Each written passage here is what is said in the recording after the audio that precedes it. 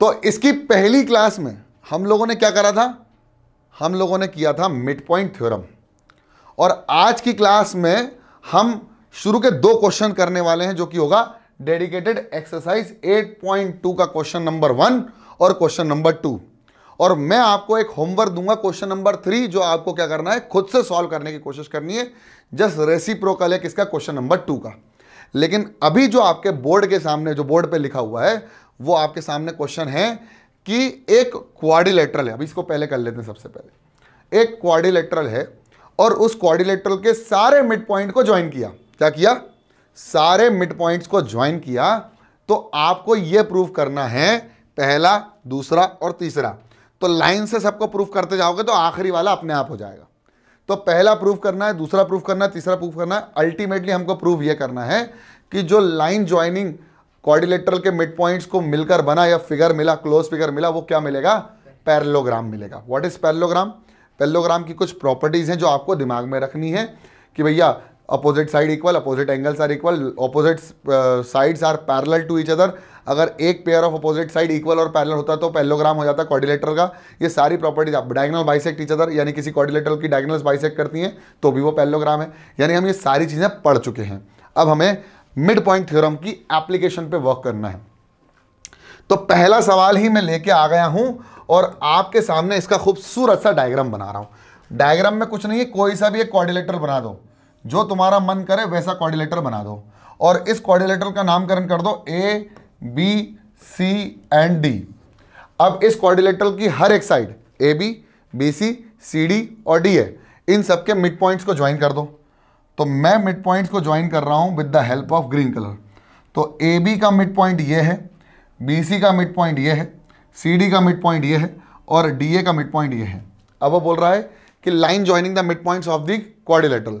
तो भैया क्वाड्रिलेटरल की हर एक साइड की क्वाड्रिलेटरल के मिड पॉइंट को ज्वाइन करने पर जो हमको मिल रहा है वो मिल रहा है, ए बी का मिड पॉइंट कौन है, पी, बी सी का मिड पॉइंट है क्यू, सी डी का मिड पॉइंट है आर और डी ए का मिड पॉइंट या ए डी का मिड पॉइंट है एस। तो उसने कहा जो ये पी क्यू आर एस है, यहां आपको प्रूफ करना है कि S R is parallel to A C.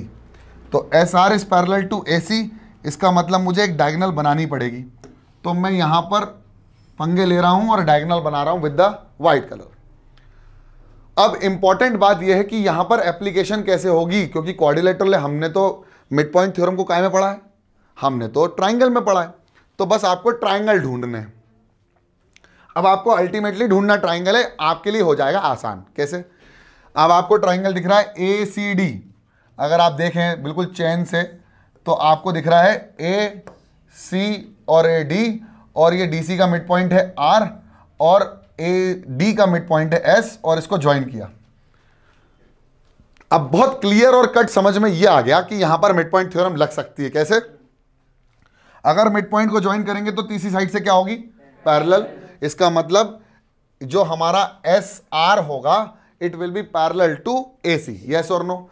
तो हमारी पहली कंडीशन आ जाएगी। अब यहां पर हम गिवन लिखते, बहुत आराम से तरीके से लिखेंगे हम लोग हर एक चीज। तो एक नए पेज से इंक्लूड करके सबसे पहले तो मैं यहां पर लिख देता हूं। सबसे पहले हमें लिखना है गिवन, और डायग्राम में ऑलरेडी गिवन था कि भाई एसी को आपने ज्वाइन कर दिया कंस्ट्रक्शन के थ्रू। तो वो कंस्ट्रक्शन करना नहीं, क्योंकि डायग्राम में दिया हुआ था। अगर आपको नहीं दिया और आपको कोई कंस्ट्रक्शन करना है then you have to mention the construction as well.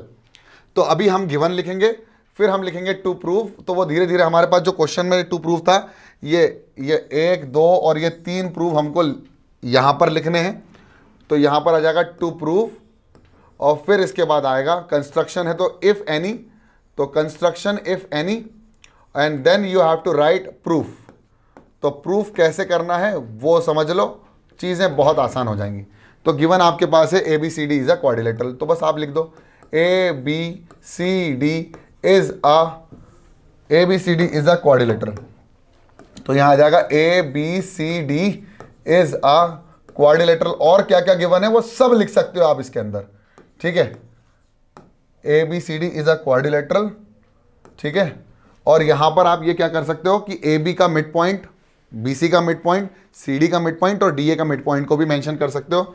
तो P Q R and S are mid points of A B, B C, C D DA respectively.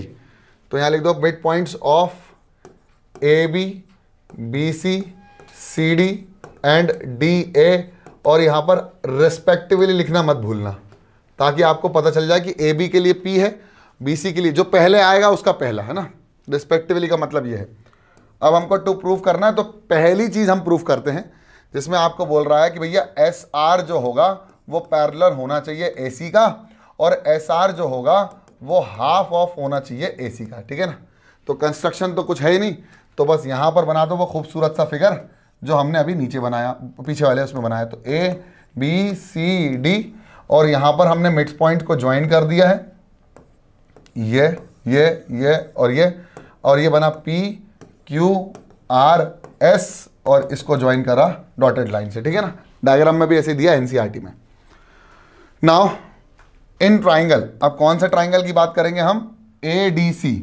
तो ट्राइंगल ADC, ठीक है, S and R are mid points of are mid points of AD and DC respectively ये दोनों mid point हैं और इनको join किया है, और इस ट्राइंगल की तीसरी साइड से पैरेलल होना चाहिए। Therefore by mid point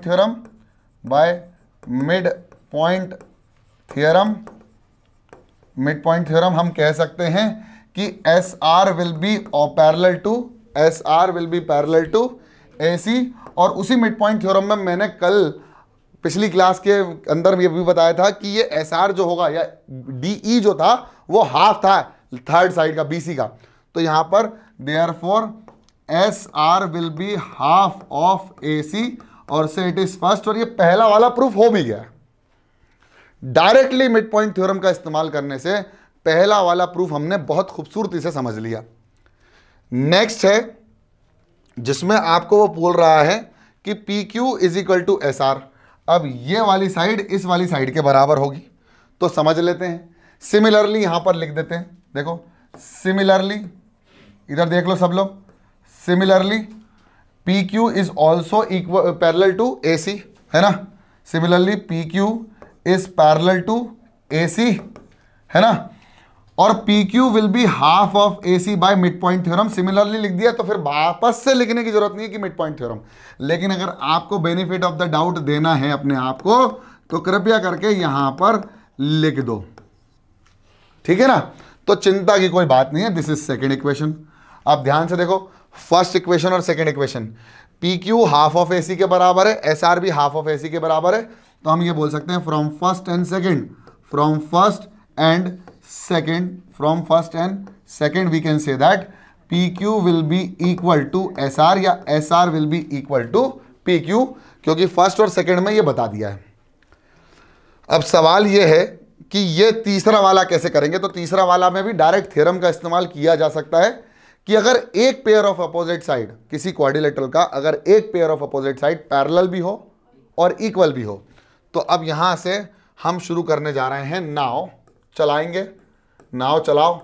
now in quadrilateral, तो क्वाड्रिलेटरल का डब्बा बनाओ और लिखो कौन सा, PQRS। तो लिखो इन क्वाड्रिलेटरल PQRS, ठीक है। Now in quadrilateral we know that, नहीं, since PQ is parallel to RS and PQ is equal to RS, ठीक है ना। ये हम प्रीवियसली प्रूव कर चुके हैं, प्रूवन प्रीवियसली। जो आपको लिखना है लैंग्वेज में कोई प्रॉब्लम नहीं है, मतलब सही निकलना चाहिए। तो हमने पहले से प्रूव कर चुके थे कि ये दोनों इक्वल भी हैं और पैरेलल भी है। देयरफॉर क्वाड्रिलेटरल बनाना है, डब्बा बना दो या क्वाड लिख दो। Quadrilateral PQRS is a parallelogram. क्या होगा? पैरेललोग्राम होगा। क्यों होगा? One pair of quadrilateral is parallel and equal. Parallel और वही पेयर इक्वल भी होना चाहिए। एक पैरेलल दूसरा इक्वल ना हो पाएगा, एक पैरेलल वही equal, then it is a parallelogram, ठीक है। तो ये हमने सिद्ध कर दिया, तीसरा भी प्रूफ कर दिया और तीसरा भी प्रूफ हो गया और ये खेल हो गया खत्म इस सवाल का। सबको समझ में आ गया होगा। अब नेक्स्ट सवाल बहुत आसान सवाल है, जहां पर आपको दिया हुआ है ABCD इज अ रोम्बस। तो सबसे पहले तो मैं यहां पर बड़ा शानदार सा रोम्बस बना लेता हूं, ठीक है। तो यहां पर मैं रोम्बस बना रहा हूं, ठीक है, ये रोम्बस है। अब इस रोम्बस की खास बात यह है कि इसका ABCD नाम है, यही खास बात है। अरे नहीं सर, ये खास बात नहीं है। ABCD जो है रोम्बस होने के साथ साथ इसके जो मिड पॉइंट्स हैं, तो ये मिड पॉइंट, ये भी मिड पॉइंट, ये भी मिड पॉइंट, ये भी मिड पॉइंट, इसके जो मिड पॉइंट्स हैं वो है P, Q, R and S, ठीक है, P, Q, R, S। अब इनको ज्वाइन करेंगे, क्योंकि उनने कहा कि भैया इसको ज्वाइन करने पर क्या बन रहा है, रेक्टेंगल बन रहा है, ऐसा बताना है आपको, ठीक है भैया, बता देंगे, चिंता करने की कोई विशेष रूप से आपको बात है भी नहीं। अब सबसे इंपॉर्टेंट बात जो मैं तुमको बताना चाहता हूं वो ये है कि इसको बहुत अलग अलग तरीके से प्रूफ किया जा सकता है। आप किसी भी चीज़ का एक मेथड का इस्तेमाल करो और नींद मत लगाओ, है ना। तो एक मेथड का इस्तेमाल करो और इस मेथड को हम कैसे भी कितने भी मेथड से सॉल्व कर, इस क्वेश्चन को कितने भी मेथड से सॉल्व कर सकते हैं। मैं जो बता रहा हूँ वो हो सकता है अलग हो आपके टीचर के द्वारा, लेकिन मैं जो बता रहा हूँ वो भी सही है। अभी जो मैं यूज़ करने वाला हूँ इसमें बहुत ईजी तरीके से मैं आपको समझाने वाला हूँ। देखो कैसे। सबसे पहले मैं इसका सॉल्यूशन करूँगा। सबसे पहले आपको क्या लिखना है, वही सेम गिवन, फिर आपको लिखना है टू प्रूव और आपको लिखना है कंस्ट्रक्शन। अगर कंस्ट्रक्शन है तो लिखना है और कंस्ट्रक्शन के बाद आपको लिखना है प्रूफ। लेकिन इसके पहले आपको एक चीज़ याद रखनी पड़ेगी, समझना पड़ेगी क्वेश्चन को स्टार्ट करने से पहले कि गिवन क्या है। तो गिवन है ABCD is a rhombus. Rhombus की प्रॉपर्टी याद होना चाहिए। रोम्बस की प्रॉपर्टी ये होती है कि ये पैरेललोग्राम है, सबसे पहली प्रॉपर्टी। उससे पहले की प्रॉपर्टी समझ लो तो ये क्वाड्रिलेटरल है। क्वाड्रिलेटरल प्लस पैरेललोग्राम, यानी all the properties of quadrilateral, all the properties of parallelogram. Now it is a special parallelogram having all sides are equal, diagonals bisect each other at 90 degree. इसकी diagonals जो है वो bisect करती हैं at 90 degree. तो जो 90 degree पर bisect करती हैं उसको तुम ज्वाइन कर दो बहुत बढ़िया तरीके से कंस्ट्रक्शन के रूप में, और ये 90 डिग्री शो कर दो, ये 90 डिग्री शो कर दो, क्योंकि एक को भी कर दिया ना, मैं तो कह रहा हूँ एक को ही कर देना, तो बाकी के ऑलरेडी अपने आप हो जाते हैं, क्योंकि ये स्ट्रेट लाइन है, ये 90 तो ये भी 90, ये 90 है, वर्टिकली अपोजिट एंगल 90, ये भी 90। तो ऐसे आप एक को कर दोगे तो तीनों अपने आप ये अंडरस्टूड हो जाता है कि वो तीनों 90 डिग्री के होंगे। तो गिवन में है ABCD is a rhombus. ABCD is a rhombus, और रोम्बस का मतलब होता है कि इसकी सारी साइड बराबर हैं। इसका मतलब AB किसके बराबर है, BC, BC किसके बराबर है, CD, और CD किसके बराबर है, D है ना। तो आपको एक बात तो पता चल गई कि साहब ये सारी साइड बराबर हो जाएंगी, है ना। इतना क्लियर है, बोलो हाँ है ना। अब यहां पर एक चीज समझने वाली ये है कि अगर मैं इस एंगल को 90 डिग्री प्रूफ कर देता हूं, किसको, इस वाले एंगल को अगर मैं 90 डिग्री प्रूफ कर देता हूं तो मेरा पूरा माहौल सेटअप हो जाएगा।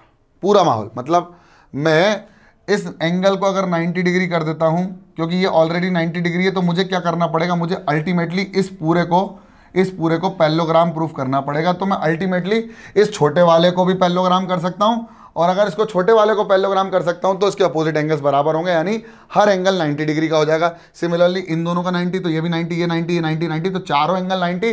एक ऐसा पैरेललोग्राम जिसके चारों एंगल 90 डिग्री के, तो वो रेक्टेंगल तो होगा ही होगा। अब आप बोलोगे सर स्क्वायर के लिए सारी साइड बराबर होना चाहिए, तो हमने अगर चारों एंगल 90 डिग्री के कर दिए तो ऑटोमेटिकली वो रेक्टेंगल तो बन जाता है। इतना मतलब रेक्टेंगल वाली प्रॉपर्टी सारी सेटिस्फाई हो जाएं तो रेक्टेंगल बोल सकते हैं, ठीक है। इसका दूसरा पहलू भी समझा दूंगा मैं, चिंता मत करो कि अगर आपकी टीचर ने आपको उस तरह से करवाया तो वो भी देख लेना। अब टू प्रूव हमको करना है P, Q, R and S is a rectangle. तो रेक्टेंगल के लिए आप किसी एक प्रॉपर्टी को सिद्ध कर दो तो वो रेक्टेंगल बन जाएगा। जैसे डायगोनल्स आर इक्वल, अगर मैं इसकी डायगोनल्स को ज्वाइन करके ये बोल दूं कि डायगोनल्स बराबर है सर, तो डायगोनल बराबर, इसका मतलब तो भी रेक्टेंगल, क्योंकि स्क्वायर की भी डायगोनल बराबर होती हैं। और अगर एक पैरेललोग्राम की डायगोनल बराबर हो जाए तो वो क्या बन जाता है, वो रेक्टेंगल बन जाता है। फिर diagonals are equal, opposite side equal, लेकिन वो पैरेललोग्राम में भी होता है, या स्पेशल प्रॉपर्टी नहीं है, सारे एंगल 90 डिग्री के होना चाहिए तो भी वो रेक्टेंगल बन सकता है। तो अभी मेरा माहौल सेटअप चल रहा है इस एंगल को 90 डिग्री करने का, है ना।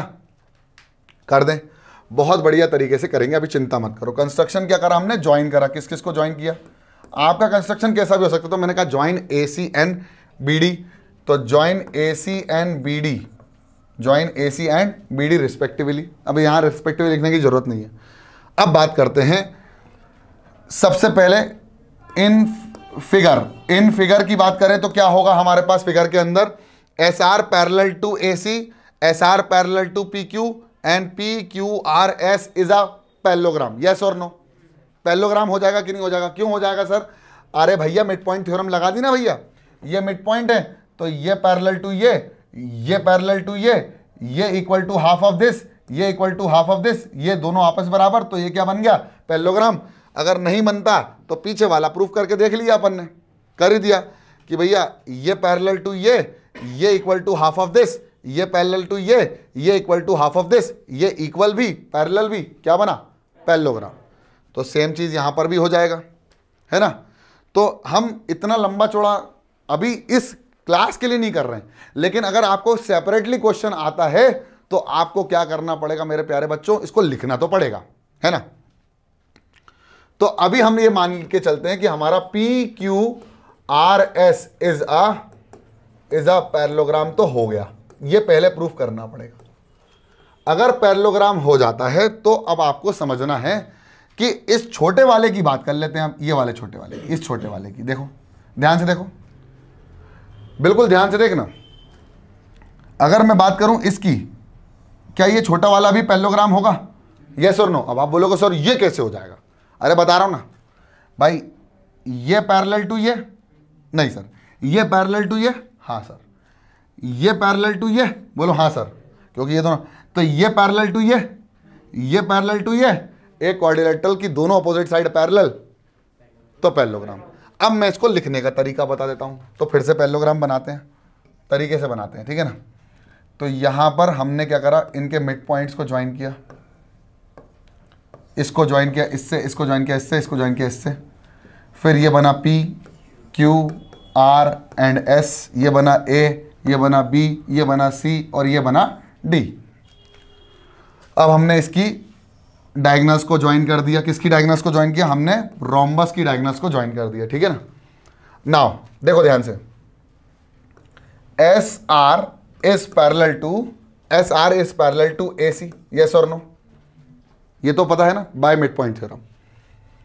And PQ is parallel to AC, अरे AC के तो पैरेलल है, तो SR will be parallel to PQ, बोलो हाँ है ना, फ्रॉम फर्स्ट एंड सेकंड। तो भाई ऑब्वियसली ये इक्वल भी होंगे, पैरेलल भी होंगे, तो पैरेललोग्राम तो हमने सिद्ध कर दिया। अब देखो ध्यान से, इसको हम मान लो O, इसको हम मान लो इसको हम मान लो ABCDEOF, और ये हो गया G, ये हो गया H, ठीक है। अभी जो भी नाम देना, तुम्हारा नामकरण करने का तुम्हारे ऊपर पूरा अधिकार है, तुम कर लेना अपना फिगर का नामकरण, ठीक है। अब now if SR is parallel to PQ, तो SE is also parallel to FH, बोलो हाँ है ना भैया, क्योंकि AFOHCR कोलिनियर एक ही लाइन में आ रहे हैं। तो अब यहां से देखो, ध्यान से देखो, SE will be also parallel to FO, why? Because AFOH and C are collinear points. तो भैया सेगमेंट भी तो पैरेलल होंगी ना, लाइन पैरेलल है पूरी, तो उसका छोटा सा पार्ट भी तो पैरेलल होगा, ठीक है भैया। सिमिलरली बस यहां पर जैसे आपने एक बार एक्सप्लेन कर दिया, तो मैथमेटिक्स में आपको दोबारा एक्सप्लेन करने की जरूरत नहीं है, अगर आपको उसका ही इस्तेमाल करना है जस्ट अगली लाइन में। तो similarly PG is also parallel to FO, या फिर एक काम करते हैं, FO will be parallel to SE, बोलो हाँ। ये इसके पैरेलल, ये इसके पैरेलल, तो ये आपस में पैरेलल हो गए। तो एक काम करते हैं, FO पैरेलल है ना, SE पैरेलल टू दिस, एक काम करते हैं, नहीं इसको इससे करेंगे ना यार, इससे करेंगे। तो therefore SF will be parallel to EO, SF is parallel to EO। क्यों हो जाएगा ये दोनों पैरेलल? अरे भैया क्योंकि एस पी या P S is parallel to B D और ई ओ जो है वो बी डी का ही पार्ट है। इसका मतलब हमें वापस ले लिखना पड़ेगा, सिमिलरली नहीं लिख सकते, तो यहां पर लिखेंगे D E O G and B are collinear, ठीक है ना। तो ये दोनों पैरेलल, तो ये हो गई थर्ड इक्वेशन और ये हो गई fourth equation. From third and fourth we can say that S F O E is a parallelogram. तो S F O E is a parallelogram. अगर ये पैरेललोग्राम हो गया सर जी, तो मेरे प्यारे बच्चों मैं ये बोल सकता हूं कि इसके अपोजिट एंगल्स बराबर होंगे, यस और नो, यस और नो। अपोजिट एंगल बराबर, अगर ये 90 डिग्री का तो बेटा ये कितने डिग्री का हो जाएगा, 90 डिग्री का। अगर ये 90 डिग्री का है तो सिमिलरली ये भी 90 डिग्री का, ये भी 90 डिग्री का, ये भी 90। अब दोबारा हमको वापस करने की जरूरत नहीं पड़ेगी, तो बस कुछ मत करो। सिंस एंगल, कौन सा एंगल, देखो यहां पर, यहीं देख लो, एंगल डी ओ एफ या E O F, angle E O F is equal to 90 degree.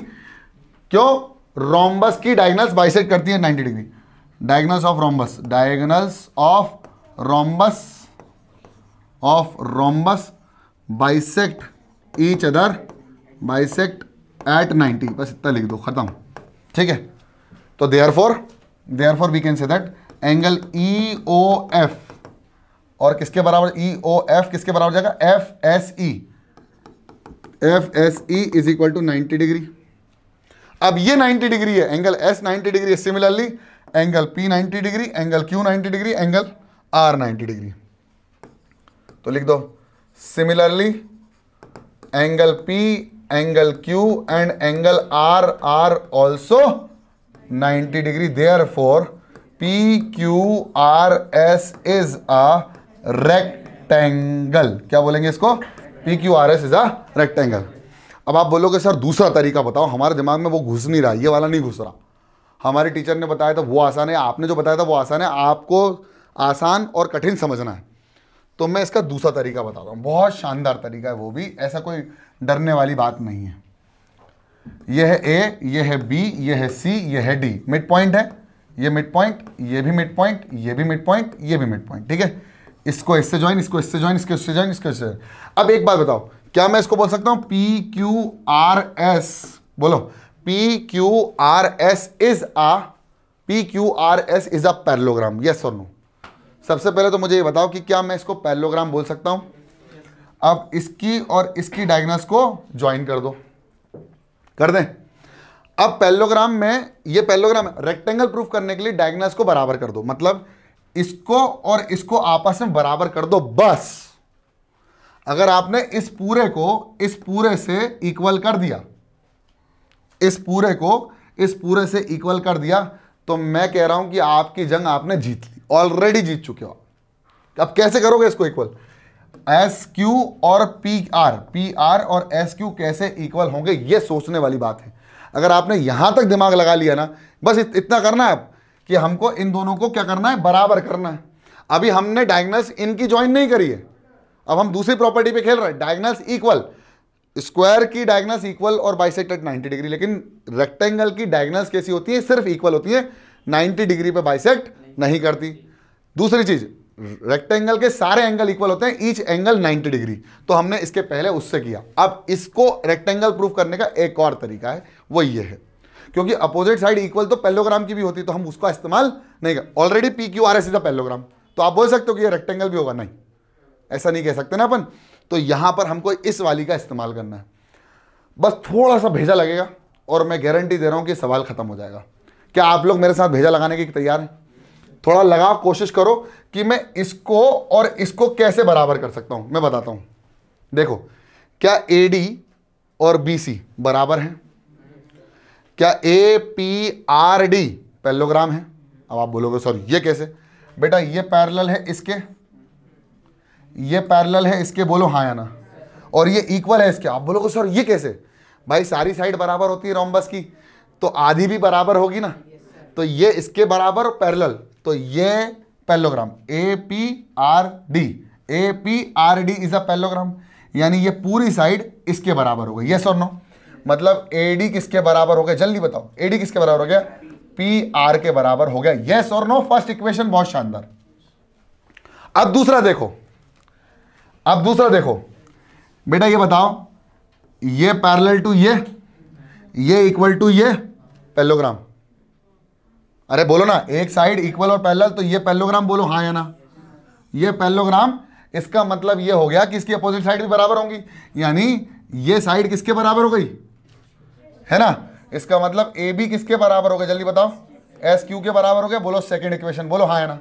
अब एक चीज और की बनती कि रोम्बस है, इसका मतलब ए बी किसके बराबर होगा, ए डी, तो A B will be equal to A D, yes और नो, दिस इज थर्ड। अब सुनो, अगर ए बी एक्स है तो ए डी क्या होगा, एक्स। अगर ए बी एक्स है तो ए डी क्या होगा, पी आर किसके बराबर है, एक्स के, और क्यू आर एस क्यू किसके बराबर है। जब ये भी इस एक्स के बराबर है, ये भी एक्स के बराबर, तो दोनों आपस में बराबर होंगे कि नहीं होंगे, तो P R will be equal to S Q. और अगर डायगोनल्स इक्वल हो गई तो क्या बन जाएगा, रोम्बस, है ना। अरे रेक्टेंगल यार, गुड। तो P Q R S is a rectangle. क्यों है रेक्टेंगल, डायगोनल्स आर इक्वल, बस खत्म, डायगोनल्स आर। तो दोनों तरीके से आप इस सवाल को सॉल्व कर सकते थे, by making the angle, each angle 90 degree, और by using the property diagonals are equal. अब आपका मन है, जो आपको इस्तेमाल करना है वो आप कर लो। और अगला होमवर्क रहेगा आपका क्वेश्चन नंबर 3, कौन सा, कि अगर ये रोम्बस था तो आपको क्या प्रूफ करना था, रेक्टेंगल। अब रेक्टेंगल होगा तो क्या प्रूफ करना है, rhombus. A B C D, इस रोम्बस की जगह क्या कर दो, रेक्टेंगल, और इस रेक्टेंगल की जगह क्या कर दो, रोम्बस। बस होमवर्क है, कल करके लाना, ठीक है।